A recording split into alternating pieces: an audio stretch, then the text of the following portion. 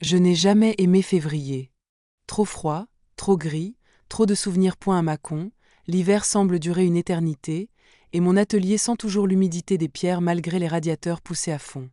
Je travaille dans l'ancienne boutique de ma grand-mère, au fil de Claire, ce jeu de mots qu'elle avait trouvé charmant et que je n'ai jamais eu le cœur de changer. Chaque matin, j'ouvre les volets en bois, j'inspecte la vitrine, je balaie les feuilles mortes coincées sous la porte. Et puis je m'installe avec mes ciseaux, mes fils et mes silences. J'ai 38 ans. Pas de mari, pas d'enfant, pas de grand drame visible. Juste une vie taillée au ras des ourlets, discrète, nette, fonctionnelle. J'ai aimé une femme une fois. Elle s'appelait Manon. Elle est partie un matin de juillet sans dire au revoir, et depuis, je n'ai plus jamais laissé quiconque m'approcher de trop près. Ce matin-là, pourtant, il y avait quelque chose dans l'air. Une vibration sourde, une tension presque électrique, comme avant un orage. C'est vers 10 heures qu'elle est entrée dans la boutique. Elle portait un manteau en cachemire beige, trop fin pour la saison, et ses bottes étaient salies par la boue des chemins. Pas une bourgeoise du coin. Plutôt une fille perdue. Ses cheveux blonds s'échappaient d'un chignon imparfait, et dans ses yeux, il y avait une urgence, une panique contenue. Bonjour. Vous êtes Claire ? Oui. Vous cherchez une robe ? Demandai-je en fixant son visage. Elle hésita. Je crus qu'elle allait repartir, mais au lieu de ça, elle tendit une pochette de cuir noir, qu'elle tenait contre sa poitrine comme un secret trop lourd. J'ai besoin de faire retoucher quelque chose. Et je ne peux pas aller ailleurs. Je l'ai fait entrer dans l'arrière-salle. Elle tenait à peine debout, comme si elle n'avait pas dormi depuis des jours. Lorsqu'elle a sorti la robe de la pochette, j'ai reconnu le tissu tout de suite. De la dentelle de Calais, cousue à la main, modèle haute couture. Inestimable. Vous venez d'où ? Lui demandai-je. Elle hésita, puis murmura, de Paris. Mais je ne peux pas y retourner. Elle s'appelait Camille. CTA obligatoire à insérer ici. Caractère 700 à 900. J'ignorais alors que cette simple retouche allait bouleverser ma vie. Si tu ressens déjà, toi aussi, que cette histoire t'appelle quelque part entre les lignes, je t'invite à t'abonner à Plume d'amour, où 2 récits comme celui-ci paraissent chaque jour. Plonge avec nous dans ces confidences d'âme à âme, où les femmes s'aiment, se perdent et se retrouvent, toujours en France, toujours pour de vrai. Camille resta chez moi plus d'1 heure. Je recousais le bas de la robe pendant qu'elle fixait la fenêtre, le regard absent. Une voiture passa lentement dans la rue, et je vis ses épaules se crisper. Vous fuyez quelque chose ? Elle m'observa longuement, comme si elle évaluait ce que je pourrais porter de son fardeau. Je fus quelqu'un. Mon père, surtout. Et ce que je suis censé être. Il y avait dans sa voix une lucidité brute. Pas de plainte. Pas de comédie. J'y posai l'aiguille. Vous pouvez rester ici ce soir, si vous avez besoin. Ce n'est pas grand, mais c'est chauffé. Elle me remercia d'un simple regard. Et ce regard. Mon Dieu. Il y avait des années que personne ne m'avait regardé comme ça. Le soir venu, je lui ai préparé des lentilles au thym, comme ma mère les faisait. Elle a mangé avec appétit, et puis, sans prévenir, elle s'est mise à pleurer. Pas bruyamment. Juste, en silence. Je me suis assise en face d'elle. J'ai attendu. Elle n'a rien dit. Alors je me suis levée, j'ai pris une couverture, je lui ai tendu, et elle s'est allongée sur le canapé, recroquevillée. Je suis montée dans ma chambre, mais je n'ai pas dormi. Je repensais à ses mains fines, au tremblement de ses doigts, à cette robe qui ne lui allait plus vraiment.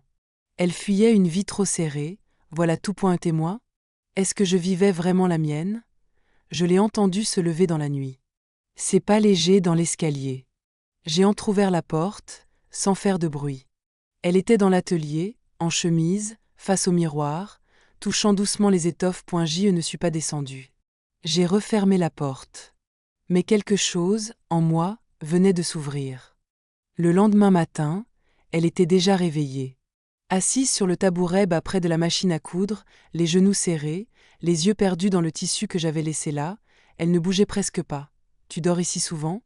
demanda-t-elle, la voix rauque d'une nuit sans repos. Jamais. Tu es la première. Elle m'observa avec cette intensité calme qui m'agaçait un peu. Trop tôt pour ça.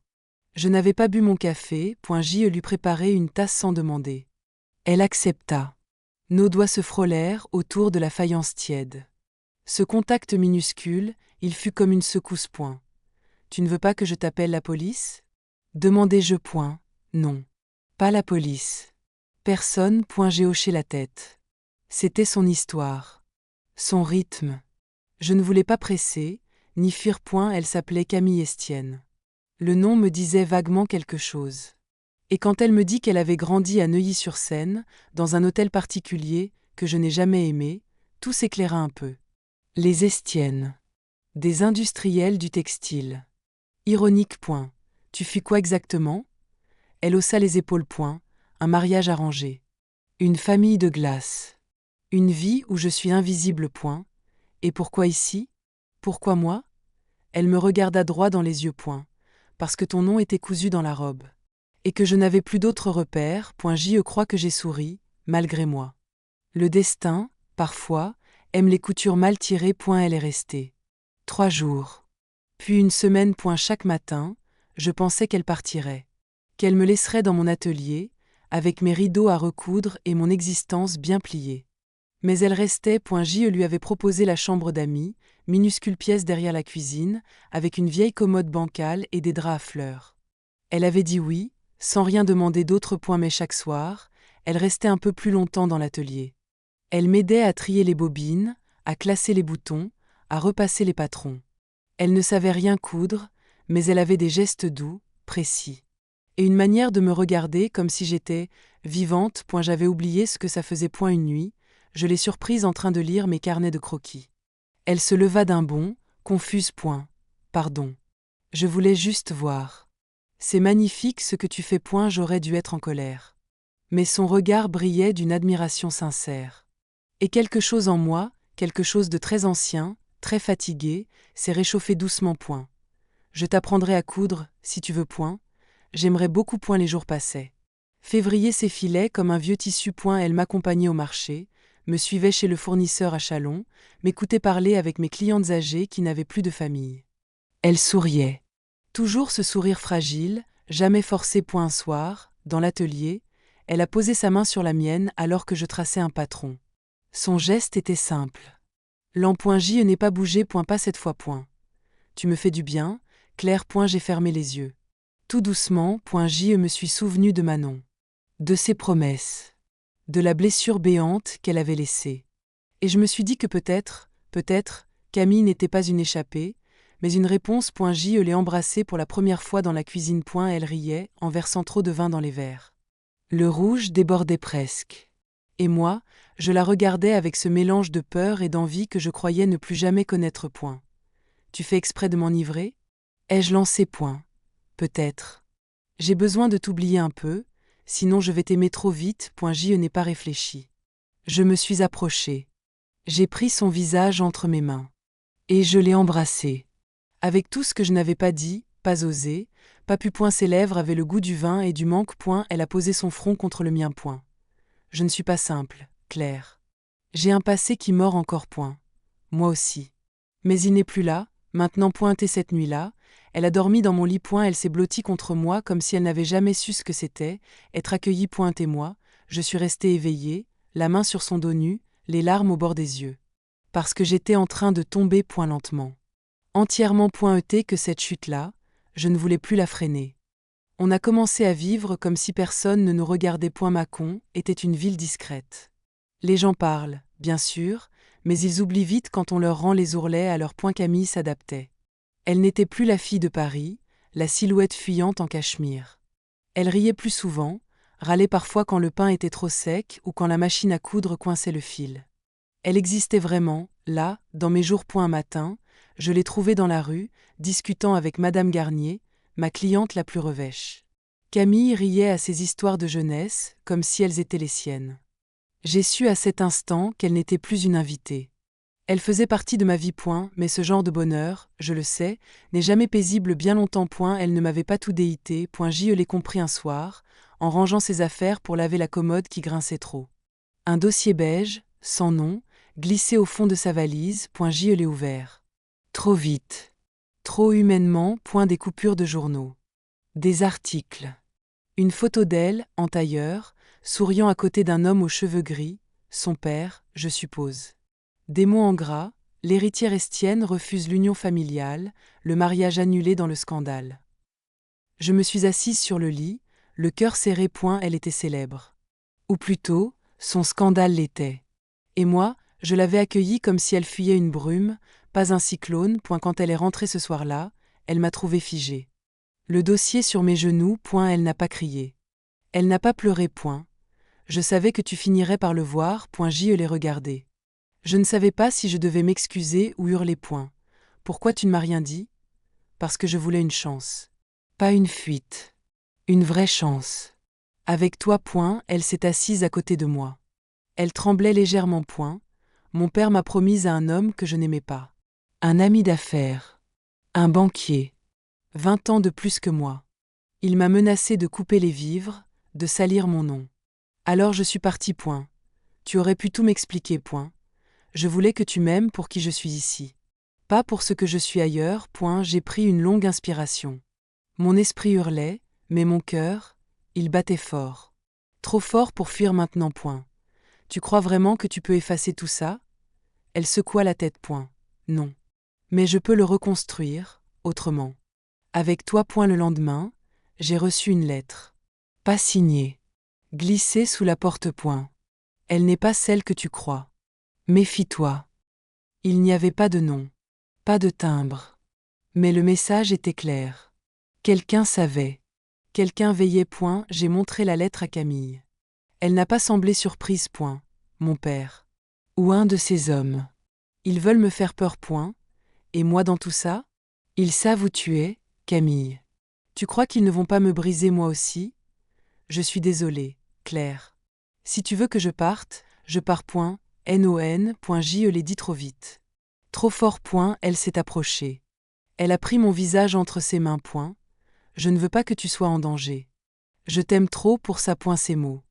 Je t'aime. Je les ai reçus comme un coup au ventre. Parce qu'ils étaient vrais.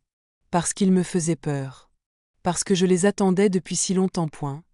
Alors restons. Ensemble. Même si c'est dangereux. On a commencé à cacher notre quotidien. À verrouiller les volets, à éteindre les lumières plus tôt. Je faisais mine de travailler seule dans la boutique. Camille restait à l'arrière, dessinant, rêvant, écrivant des lettres qu'elle ne postait jamais. Mais la tension revenait, petit à petit. Un soir, en rentrant de la boulangerie, elle est revenue blessée. Un homme l'avait suivie. Il l'avait bousculée. Pas un voleur. Pas un rôdeur. Quelqu'un qui voulait l'effrayer. Je l'ai soignée en silence. J'ai posé du coton sur sa joue, du désinfectant sur ses coudes. Je l'ai prise dans mes bras. Je ne te laisserai pas tomber. Cette promesse, je l'ai gravée au fond de moi. On a décidé de partir quelques jours. Juste nous deux.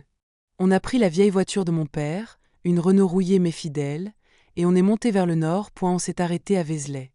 On a dormi dans une auberge modeste, au-dessus d'un petit bistrot qui sentait le feu de bois. Le soir, on a marché jusqu'à la basilique. Le vent balayait la colline, le ciel était violet. Camille s'est tournée vers moi. Je veux refaire ma vie ici, Claire. Oublier les salons dorés, les noms compliqués. Juste, apprendre à aimer. Je l'ai embrassée sous les étoiles. Pour la première fois depuis très longtemps, j'ai cru que c'était possible. Le retour à Mâcon a été plus dur que je ne l'imaginais. Le temps avait changé. La neige avait fondu, laissant place à cette humidité lourde et muette que je connaissais trop bien. Camille, elle, semblait plus légère. Son visage s'était adouci pendant notre escapade. On aurait dit une autre femme. Ou peut-être simplement celle qu'elle avait toujours été, avant les chaînes dorées de sa famille. Mais quelque chose me rongeait. Ce pressentiment sur que notre répit n'avait été qu'un sursis. J'avais raison. Le surlendemain de notre retour, j'ai reçu une convocation. Un simple courrier, tamponné de la gendarmerie de Mâcon. Motif. Renseignements à fournir dans le cadre d'une disparition préoccupante. J'ai tout de suite su. Camille était en cuisine, en train de couper des pommes pour une tarte. Je l'ai regardée comme si c'était la dernière fois.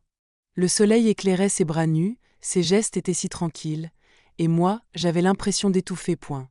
Camille, il faut que je te dise quelque chose. Elle s'est figée. Le couteau à la main. J'ai reçu une convocation. Demain matin. La gendarmerie. Elle n'a rien dit pendant un long moment. Puis, calmement, ils m'ont retrouvé. Tu crois qu'ils vont t'arrêter? Non. Mais ils veulent me faire rentrer. Me forcer à redevenir l'héritière modèle. Je la voyais trembler. Alors je suis venue derrière elle, j'ai entouré sa taille, j'ai posé mon front contre son dos. Je ne te laisserai pas.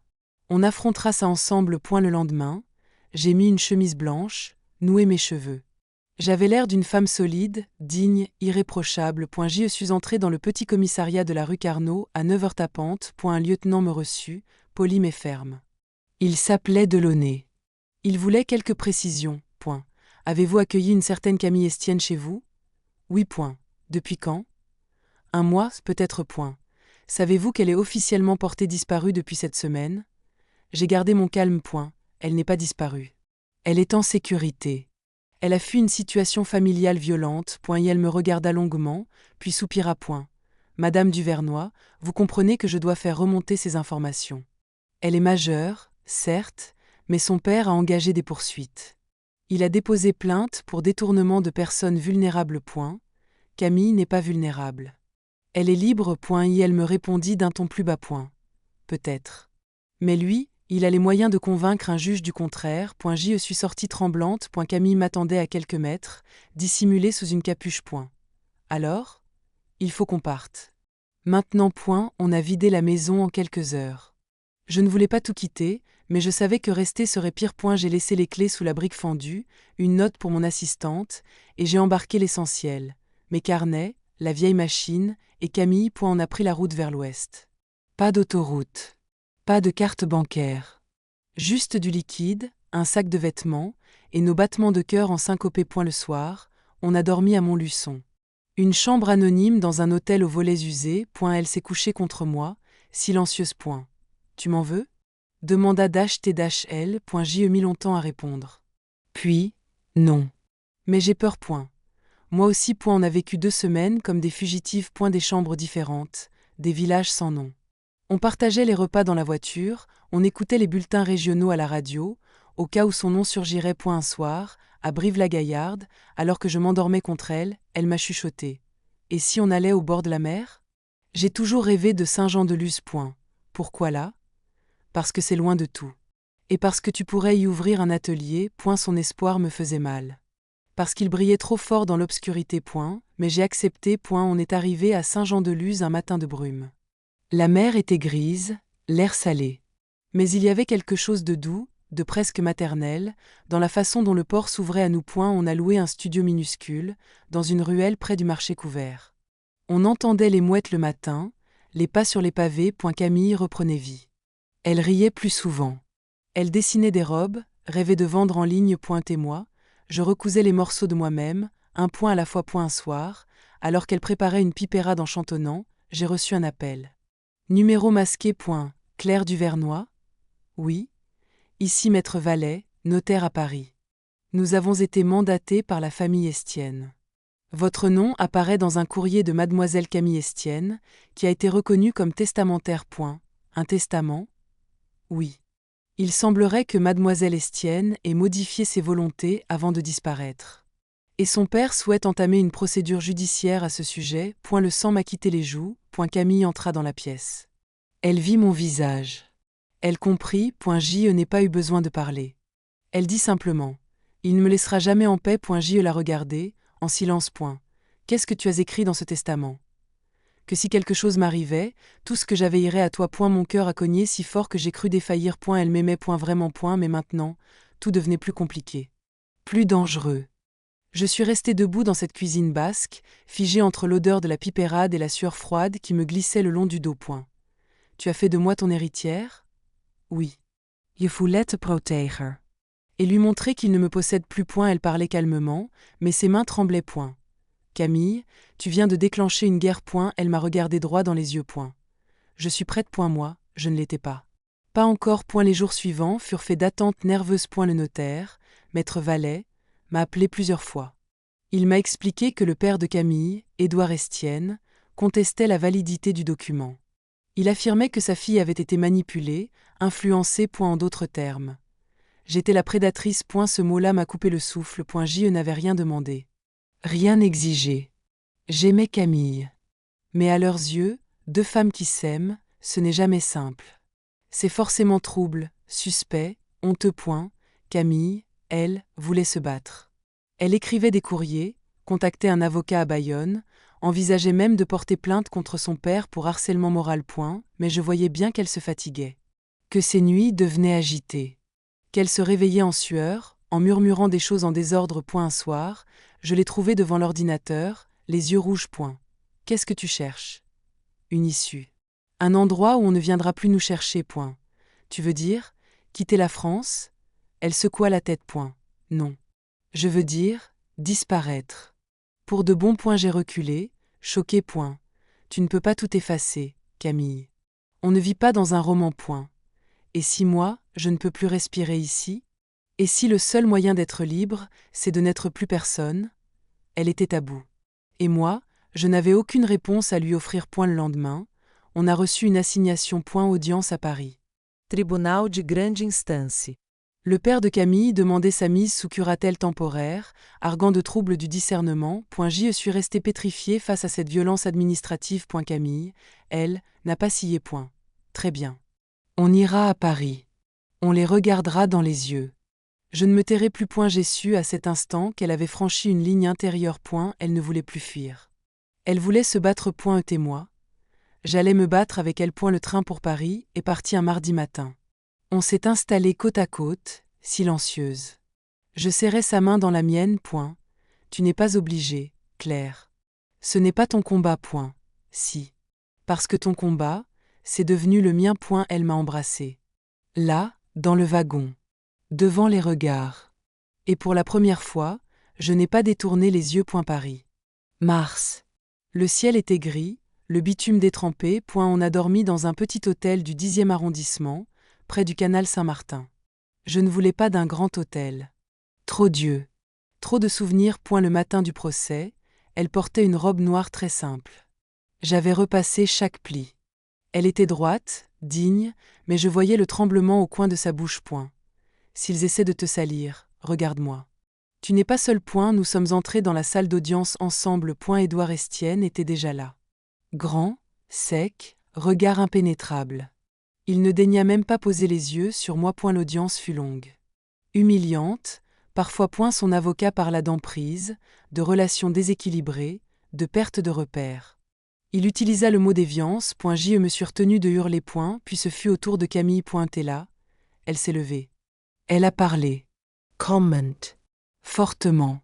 Comme jamais je ne l'avais entendue. Elle a raconté l'enfance en cage dorée. Le contrôle. La peur.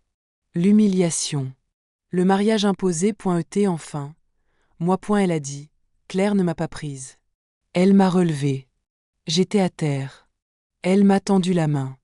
Elle m'a appris à exister. Elle y avait un silence dans la salle. Un vrai. Le juge a demandé une suspension. Nous sommes sortis. Dans le couloir. Elle s'est effondrée dans mes bras. Je ne sais pas ce qu'ils vont décider. Mais au moins, je me suis dite. Enfin. Je les serrai fort. Peu importe ce qu'ils écrivent sur du papier. Ce que tu as dit, personne ne pourra te le reprendre. 2 semaines plus tard, nous avons reçu la décision. Demande de curatelle rejetée. Motif. Liberté pleine et entière de disposer de sa personne, et de ses biens. Camille avait gagné.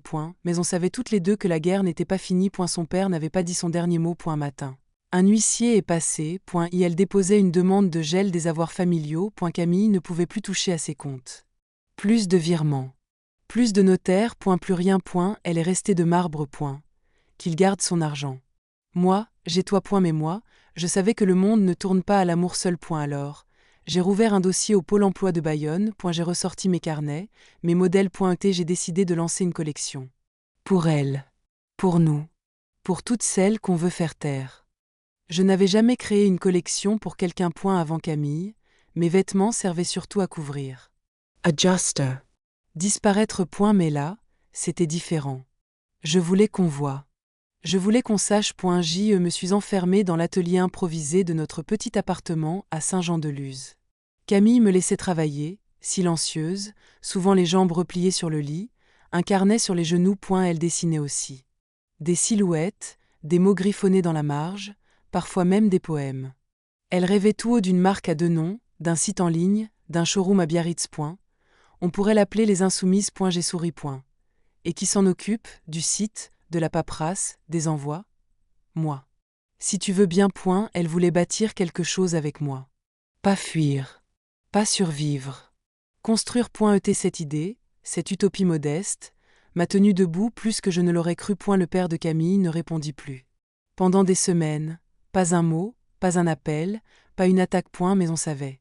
On savait qu'il attendait point était l'attente, c'est une arme point un matin, en allant chercher un colis de tissu à la poste, je l'ai vu point une femme, bien habillée, tailleur gris perle, discrète mais attentive. Elle m'a suivi sur 100 mètres avant de s'arrêter à un coin de rue, point quand je me suis retourné brusquement, elle a fait semblant de regarder son portable, point il nous observait.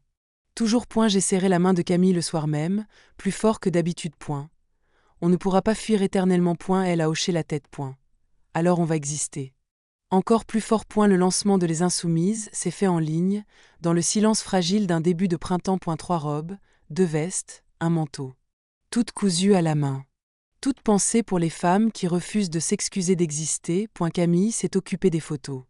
Elle posait parfois elle-même, le regard fier, le port au point, on a vendu 4 pièces la première semaine. Puis 12 la suivante.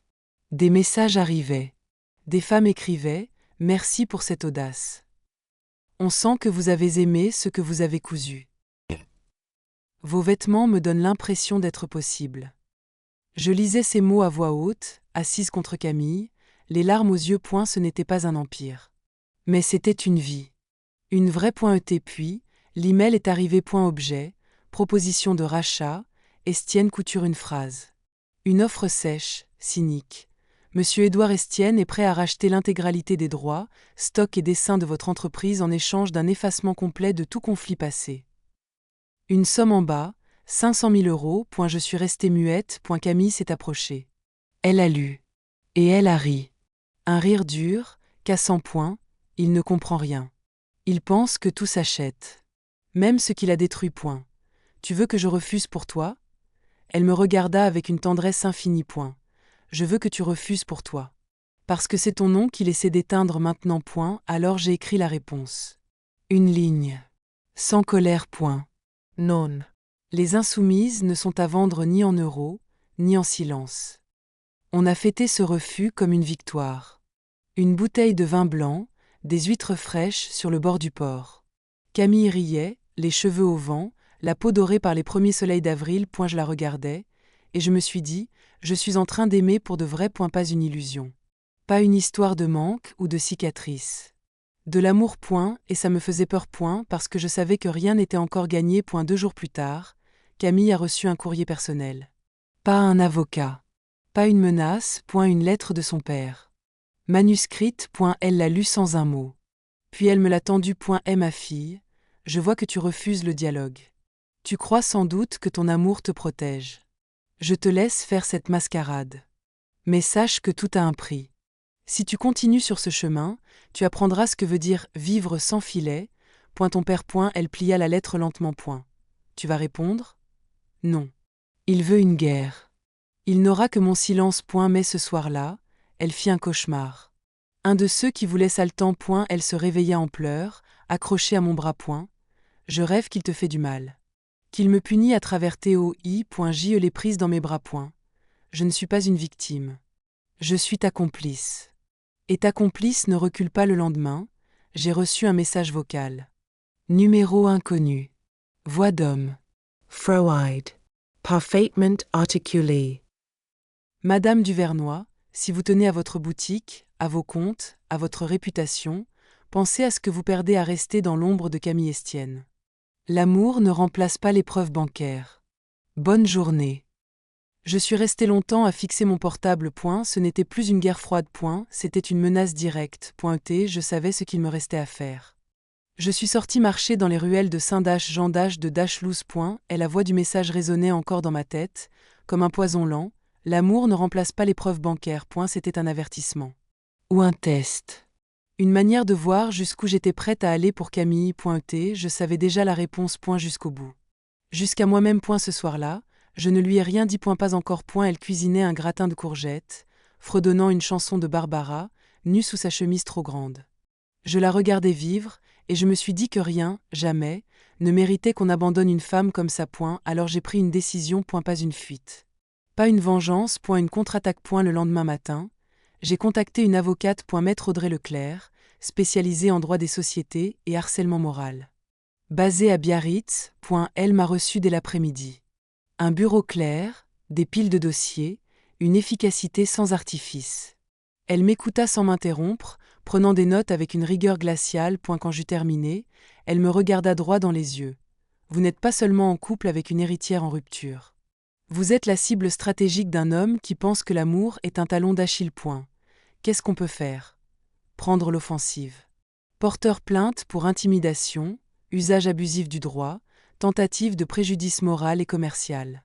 Mais surtout, médiatiser. Je veux la protéger, pas l'exposer. Elle hocha la tête. Je comprends. Mais la lumière est parfois la seule défense contre les ombres. Le soir, j'ai tout raconté à Camille. Le message vocal. La visite à l'avocate. Elle m'a écouté sans m'interrompre. Puis elle s'est levée et m'a pris la main. Claire. Tu ne sais pas ce que ça représente pour moi. C'est toi, Camille. Pas ton nom. Pas ton argent. Toi. Elle a souri, avec cette tristesse au fond du regard que je ne savais pas encore nommer. Tu sais qu'il ne s'arrêtera jamais, hein? Il ne supporte pas qu'une femme dise non. Et encore moins à sa propre fille. Alors on va lui apprendre. Le lendemain, nous avons posté un communiqué. Sobre. Sincère. Les Insoumises est une marque née de la liberté d'aimer, de créer, de reconstruire. Nous ne répondrons plus aux intimidations. Nous croyons au droit de vivre et d'aimer, sans autorisation. Camille signa aussi. De son vrai nom. On savait que la presse s'en emparerait. Et elle l'a fait. La fille rebelle de l'Empire Estienne se reconstruit dans le Pays basque, les Insoumises. Une marque née de la fuite et de l'amour, l'héritière et la couturière. Chronique d'une résistance queer, on recevait des messages du pays entier. De femmes. De couples. De meres. Même d'hommes. Mais aussi. Des menaces. Camille reçut une enveloppe. Pas timbrée. À notre adresse. Dedans. Une photo de nous deux. Prise en cachette. Sur le port. In laces.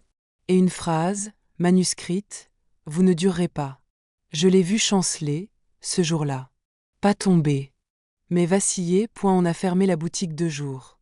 On est resté dans notre studio, à lire, à s'enlacer, à ne pas dire ce qu'on pensait vraiment. Que la peur était revenue. Mais cette fois, elle ne me ferait pas fuir. Et Camille non plus. 2 semaines plus tard, la justice nous donna raison. Et la plainte pour intimidation fut jugée recevable. L'assignation fut classée sans suite. Édouard Estienne perdit son dernier levier. Mais il ne vint pas en personne. Jamais. Pas un mot. Pas un appel. Camille le vivait comme un abandon étrange, amer. Il ne m'aimait pas vraiment, tu crois? Il t'aimait comme on aime une vitrine. Pas une fille. Elle ne répondit pas. Elle hocha simplement la tête, les yeux perdus vers l'océan. Le jour de l'été arriva. Le marché débordait de fruits, les enfants couraient dans les ruelles, les touristes emplissaient les plages. Et nous étions toujours là. Ensemble. On avait vendu plus de 100 pièces. Ouvert un atelier partagé avec 2 autres créatrices locales. Ce matin-là, Camille me dit « J'ai rendez-vous à l'hôpital. Pourquoi? Tu ne m'as rien dit. Je voulais être sûre. J'ai eu des vertiges. Des absences. J'ai fait une prise de sang en cachette. J'ai senti mon corps se raidir. Qu'est-ce que tu as? Je ne sais pas encore. Peut-être rien. Peut-être pas. Je ne veux pas t'alarmer. Mais elle était pâle. Trop calme. Dans son regard. Il y avait autre chose. Une peur différente. Pas celle de son père. Pas celle du monde. Celle du corps. De ce qui s'échappe sans qu'on puisse y faire quoi que ce soit. Le soir, elle s'endormit dans mes bras. Et moi, pour la première fois depuis notre fuite, j'ai prié. Sans croire à rien. Juste pour qu'on me la laisse.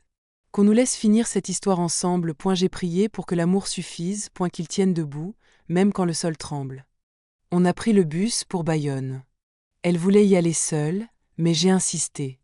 Je ne l'aurais pas laissé traverser ce moment sans moi. Je savais que quelque chose clochait depuis des semaines.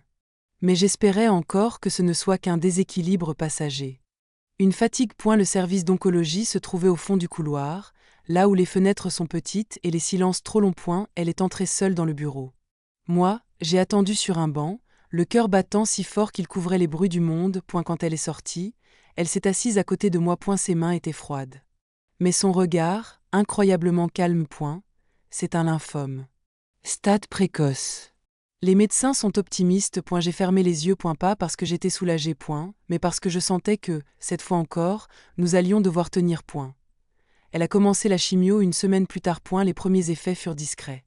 Des nausées, de la fatigue, un peu de brume dans le regard point mais très vite, ses cheveux ont commencé à tomber point un matin, elle m'a tendu la tondeuse point. Vas-y. Coupe tout. Je préfère choisir, point j'ai coupé. En silence. En tremblant point quand ce fut fini, elle se regarda dans le miroir point. Tu sais ce que je vois ? Demanda-t-elle point. Quoi ? Une femme libre. Pour la première fois de sa vie, je les serrai dans mes bras. Longtemps point, nous avons mis les insoumises en pause. Les clientes comprenaient.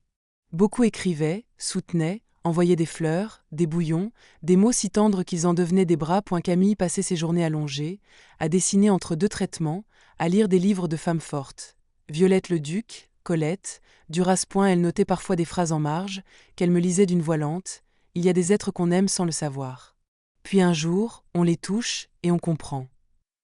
Je l'aimais comme je n'avais jamais aimé personne, pas malgré sa maladie. Mais avec elle. En elle, chaque pli, chaque faiblesse, chaque victoire devenait la mienne. Un jour de mai, elle s'est réveillée et a murmuré. Je veux qu'on se marie. Je l'ai regardée, surprise. C'est pas un peu rapide ? Elle a souri. Je n'ai jamais voulu faire les choses à moitié avec toi. Et j'ai peur que le temps m'échappe. J'ai posé ma main sur son cœur. D'accord. Alors on le fait. Mais à notre manière. On s'est mariés un samedi, à la mairie de Saint-Jean-de-Luz. Pas de robe blanche. Juste 2 combinaisons cousues maison. Des fleurs des champs dans les cheveux. Un petit buffet avec des parts de flan basque, des tranches de saucisson, du cidre frais. Les femmes de l'atelier étaient là. Maître Leclerc aussi. Et même Madame Garnier, qui avait fait le déplacement de Mâcon. Quand j'ai dit oui, ma voix tremblait. Quand elle l'a dit, la sienne vibrait de cette lumière que même le cancer ne pouvait ternir. Camille continua le traitement tout l'été. On s'aimait entre les soins, entre les fatigues, entre les silences. J'y cousais la nuit, quand elle dormait. Je préparais la nouvelle collection, sans oser l'appeler ainsi. Elle m'envoyait des notes, des croquis, des idées griffonnées sur les boîtes de médicaments. Elle refusait de s'éteindre doucement. Elle voulait brûler jusqu'au bout. En septembre, on nous annonça une rémission partielle. Elle sauta dans mes bras, légère comme un enfant. Tu vois ? Tu es mon antidote. Mais je savais. On n'est jamais vraiment à l'abri. Pas après ça. L'hiver est revenu. Le vent frappait plus fort sur les vitres. Les mouettes étaient rares. Les journées, plus courtes. Elle recommença à avoir mal. Des douleurs que même les calmants ne domptaient plus. Elle refusait de retourner à l'hôpital. Je veux rester ici. Avec toi. Jusqu'à la fin. Alors j'ai déplacé le lit près de la fenêtre. Pour qu'elle voie l'océan. Même les jours de pluie. Elle est partie un matin de février. Le même mois qu'elle était entrée dans ma vie. Elle avait les yeux ouverts. Le souffle paisible. Une main sur ma joue. Ce sourire. Mon Dieu, ce sourire. Elle est partie sans peur. Et moi, je suis restée. Je n'ai pas fermé les insoumises. À eu contraire. J'ai sorti notre dernière collection à 2. Je l'ai appelée la dernière couture. Chaque vêtement portait son empreinte. Un détail. Une phrase. Un morceau d'elle. J'ai même brodé son prénom, en fil doré, dans chaque pièce. Discret. Mais présent. Aujourd'hui, cela fait 1 an. Je vis toujours à Saint-Jean de Dachlouz. Je cou. Yeri Spire. Je ris parfois. Je pleure aussi. Mais je suis vivante. Je sais que quelque part, au bord d'un autre rivage, elle continue de dessiner des robes. Pour moi. Pour nous. Pour toutes les femmes qu'on n'a pas su aimer à voix haute. Je lui parle. Souvent. Je lui dis, tu n'étais pas une fuite. Tu étais une arrivée.